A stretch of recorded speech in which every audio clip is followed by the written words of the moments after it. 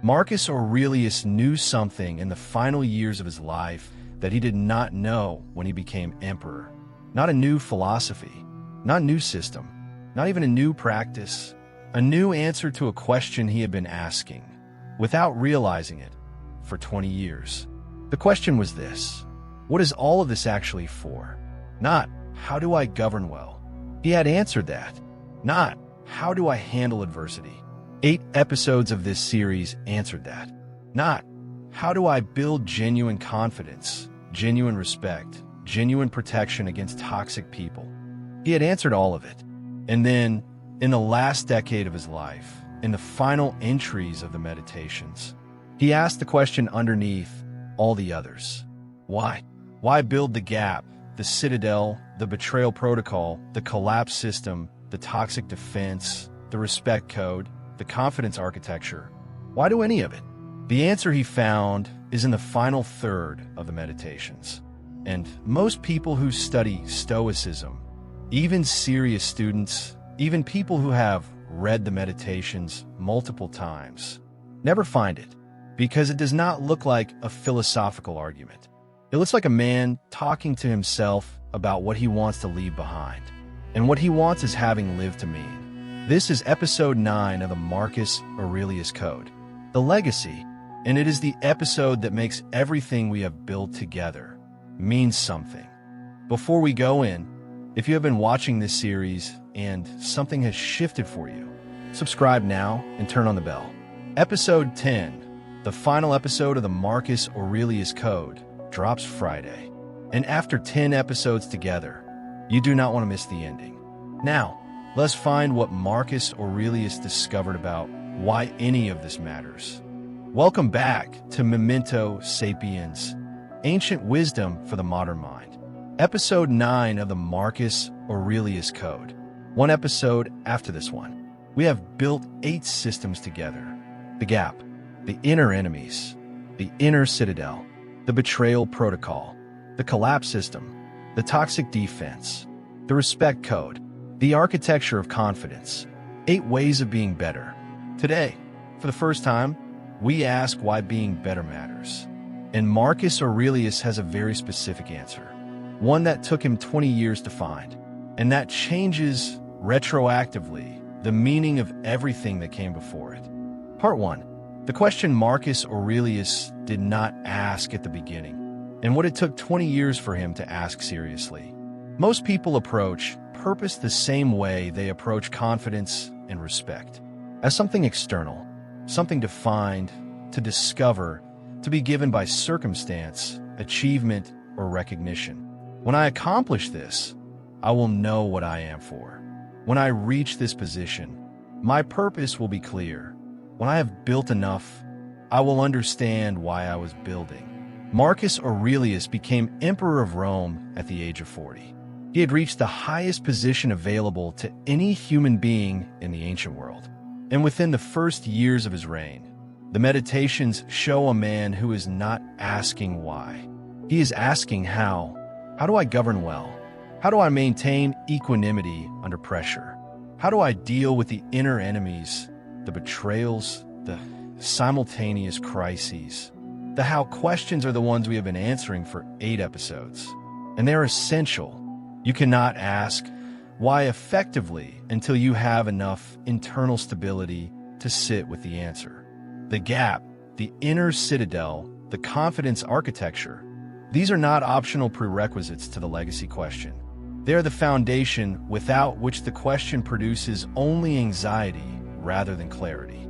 But Marcus Aurelius, after 15 years of governing, after the plague and the wars and the betrayal, after building everything we have built in this series, arrives at a section of the Meditations that historians and philosophers have called his most personal writing. Not the most philosophical, the most personal, where he stops asking how and starts asking why. What am I doing this for? Who does this serve beyond me? What will remain of me, of my choices, of my work after I am gone? These are not rhetorical questions in the Meditations. They are genuine searches, and the answers he arrived at, slowly, over the final decade of his life, are the most useful things he ever wrote. Not for governors. For anyone who has been building something, a life, a family, a character, a body of work, and has not yet asked what they are building it for. Part 2. What Marcus Aurelius discovered legacy actually means, and why the modern definition gets it almost completely wrong. The modern definition of legacy is almost always about what you leave behind after you die. Your work, your achievements, your name on a building, your influence on a field, the people who remember you. And Marcus Aurelius, whose legacy has survived 2,000 years, arrived at a definition that is almost the opposite of this. He wrote, in the final third of the Meditations, loss is nothing else but change, and change is nature's delight. And in a later passage, how many a Chrysippus, how many a Socrates, how many an Epictetus have time already swallowed up? He was talking about men who were considered, in his time, to be among the greatest minds in history, already forgotten by most, already absorbed back into the stream of time. And Marcus Aurelius, who was emperor of Rome, who commanded armies, who wrote the Meditations, was saying, I will be too, not with despair, with extraordinary freedom. Because if legacy, in the sense of what you leave behind, of what people remember, of what survives you, is temporary regardless of who you are, then legacy cannot be the reason for building. It cannot be the why. And this realization, which most people experience as nihilistic, as depressing, as a reason not to bother, Marcus Aurelius experienced as the most liberating discovery of his life, because it pointed him toward the only definition of legacy that is not dependent on time, on memory, or on anyone else's recognition. Legacy as the quality of presence you bring to the people and moments in front of you right now. Not what you leave behind, what you give while you are here. Not the monument, the encounter, not the achievement for history. The human being you are in this room, today, with this person in this moment. He wrote, confine yourself to the present. He had been writing this throughout the Meditations as a practice for equanimity, for focus, for avoiding anxiety.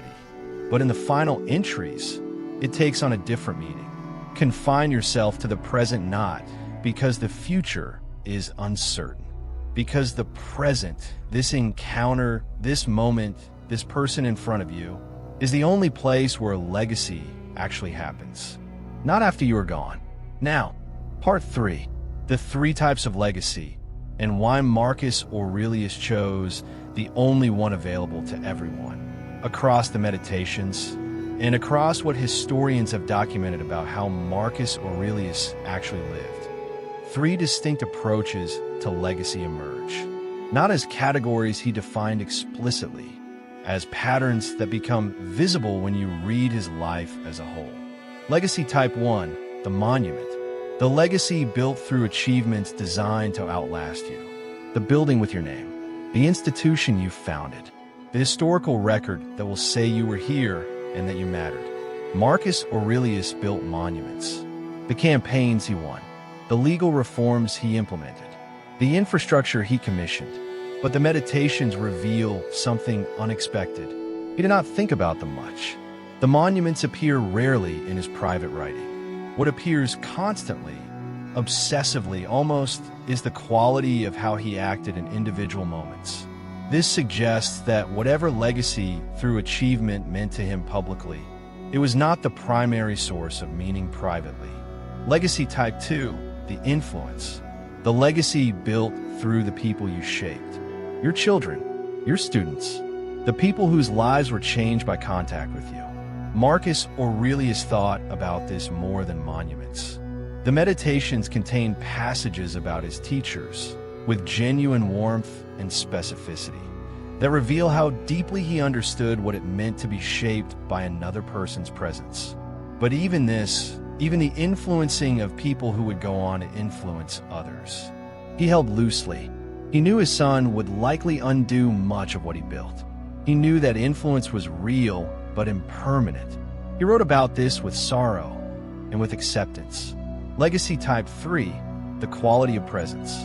This is the type that appears most in the final meditations. Not the monument, not even the influence. The quality of attention, care, and integrity brought to each encounter, each decision, each moment of choice. He wrote, "Do not indulge in dreams of what you have not, but count up the chief of the blessings you do have." He was not talking about gratitude as a feeling. He was describing a practice of bringing full presence to what is actually here. And here is what makes the third type of legacy different from the first two. The monument depends on history, which is outside your control. The influence depends on other people, which is outside your control. The quality of presence depends on nothing outside yourself. It is available in every encounter, every decision, every moment, regardless of your position, your achievements, your recognition, or your resources. It was available to Marcus Aurelius as emperor. It is available to you today, and it is the only type of legacy that is built, not after you are gone, but in every single moment you are here. If this series has given you something real, the best thing you can do right now is subscribe and hit the bell. Not for me, because episode 10, the final episode, arrives Friday. And after everything we have built together across 9 episodes, the ending matters. I will see you there. Now, back to what Marcus Aurelius discovered about why any of this matters. Part 4. The 5 daily practices of legacy through presence. How Marcus Aurelius lived the third type every day. Legacy through presence is not a concept. It is a practice. And like every practice in this series, it is built through specific, repeatable daily actions. Not grand gestures, not defining moments. The ordinary moments, done with extraordinary quality of attention. Practice 1. The full encounter. In every interaction today, choose one moment to give complete, undivided attention. Not while checking something else. Not while formulating your response. Not while managing how you appear. Full presence. Full attention. Full genuine interest in the other person's experience. Marcus Aurelius documented how he practiced this with senators, with soldiers, with servants, the same quality of presence regardless of who was in front of him. The person who receives that kind of attention does not forget it.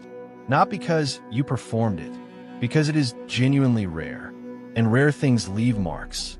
Practice 2, the honest word. Say one true thing today that you would normally soften, defer, or avoid. Not harshly, not without care. True, Marcus Aurelius wrote, "If it is not right, do not do it. If it is not true, do not say it." The legacy of honest words, spoken with care over a lifetime, is the person who always knew where they stood with you. That person carries something from you forever. Practice 3, the unrequested act. Do something today for someone who cannot repay you and who will never know you did it. Not for recognition, not for relationship equity, not even for your own sense of virtue. For the simple act of adding something to the world that was not there before you added it. Marcus Aurelius implemented legal protections for slaves and women in Rome, not because it served his political interests, because it was right. Nobody remembered him for those specific acts within his lifetime. They shaped civilization anyway. Practice 4, the quality repair. When you fall short of your own standard today, use the 4-step protocol from episode 8.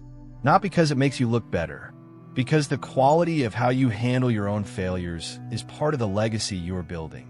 The people who watch you fail and recover, honestly, without drama, with genuine correction, learn something from you that no speech could teach. Practice 5, the present person. At the end of today, before sleep, ask one question. Was I here today, or was I somewhere else? Not did I accomplish enough? Not was I productive? Was I present to the people, to the moments, to the choices that were actually in front of me? That question, asked nightly for 20 years, is what Marcus Aurelius describes in the final meditations as the only evaluation that matters. not what you built, whether you were there while you were building it. Part 5. The Paradox: What Marcus Aurelius actually left behind by not trying to leave anything behind. Marcus Aurelius never published the Meditations. He wrote them for himself. Private notes, personal demands, honest self-assessment in the form of dialogue between the version of himself that fell short and the version that held the standard. He did not intend them as a philosophical treatise. He did not intend them to be read by anyone. He wrote them because the practice of writing, of naming his failures and his values with precision, was how he maintained access to his own best self under 20 years of maximum pressure. And yet, 2,000 years later, the Meditations are one of the most read philosophical texts in human history, translated into dozens of languages, read by generals, by presidents, by leaders of every kind, by ordinary people going through ordinary and extraordinary difficulties. Not because Marcus Aurelius tried to write something lasting, because he tried to live something true. And the record of that attempt, private, honest, unperformed, resonates across 2 millennia, because truth resonates regardless of when it is spoken. This is the paradox of the third type of legacy. The monument, built to last, often does not. The influence, carefully cultivated, often disperses. The presence, genuine, consistent, unperformed, never designed to leave a mark, leaves the deepest mark of all, not because it aimed at permanence, because it aimed at truth. And the Meditations, which were never meant to be read, change how millions of people have understood themselves, their struggles, and what it means to try to be better, including you, reading or watching this episode. 2,000 years after a man wrote private notes to himself at midnight. That is the legacy of presence, lived in private, echoing in perpetuity, without ever trying to. Part 6. What you are leaving right now, today, in this chapter of your life. I want to talk directly to you for a moment. Not about Marcus Aurelius, about what you are building. 9 episodes ago, you pressed play on episode 1. Something drew you to this content. Maybe you were in the middle of something difficult. Maybe you were searching for something you could not name. Maybe you simply found the first episode and something in the first few minutes made you stay. Whatever brought you here, you stayed.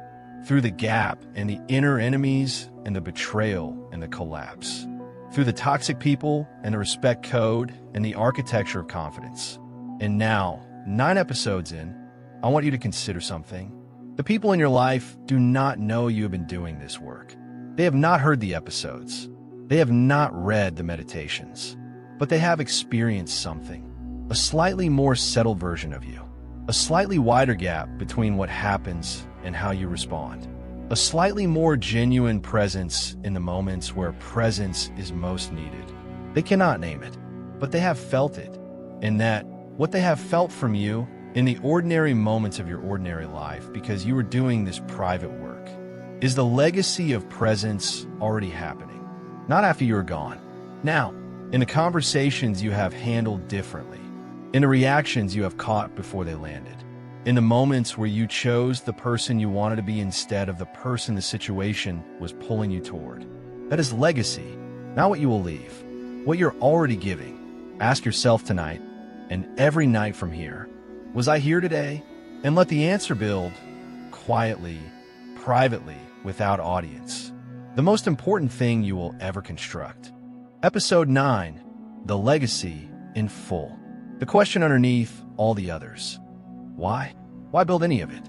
Marcus Aurelius' answer. Not for what you leave behind, for the quality of presence you bring while you are here. The modern definition of legacy, what you leave after death, depends on time and memory, both outside your control. The Stoic definition, legacy as quality of presence, depends on nothing outside yourself. Available in every moment, to everyone. 3 types of legacy: the monument, the influence, the presence. Marcus Aurelius built the first 2, but the third is what he wrote about privately, obsessively in the final years. 5 daily practices: the full encounter, the honest word, the unrequested act, the quality repair, the present person. The paradox, the meditations, never meant to be read, became one of the most read philosophical texts in history, because he aimed at truth, not at permanence. And truth echoes what you're already leaving, the slightly more settled version of you that the people in your life have been experiencing, that is legacy of presence already happening. Now, one episode remains. Episode 10, The Transformation. And I need to tell you what it is. It is not a summary of everything we have covered. It is not a motivational conclusion. It is the one thing that only becomes possible after 9 episodes of this work. The moment Marcus Aurelius describes in the very last pages of the Meditations. After everything, after the plague and the wars and the betrayal and the 20 years of governing, where he is no longer asking how to be better, he has become something, and he describes what that something feels like from the inside. That moment, what it actually feels like to have genuinely transformed, is what episode 10 is about. Not the system, the person the system produces. Friday, the final episode of the Marcus Aurelius Code, Season 1. Subscribe now if you have not. Bell on. You have come 9 episodes to get here. The ending is worth it. Remember to be wise. Memento Sapiens. Before you go, I want to ask you something directly. If 9 episodes of this series have given you something real, a wider gap, a named inner enemy, a practice that helped, a reframe that shifted something, then subscribe to this channel right now. Not as a favor to me, because episode 10 arrives Friday, and it is the one episode one have been building towards since episode 1. And because every Monday and Friday after that, Memento Sapiens continues. New episodes, new wisdom, new systems from the ancient world that work in a modern one. If you want to be here for that, subscribe now. Hit the bell. It takes 3 seconds. And then share this episode with one person, just one, who is asking the same question Marcus Aurelius was asking. What is all of this actually for? Send it to them. That act, sharing something that helped you with someone who needs it, is the legacy of presence and practice. Right now, thank you for 9 episodes. Friday, we finish what we started. Memento Sapiens. Remember to be wise.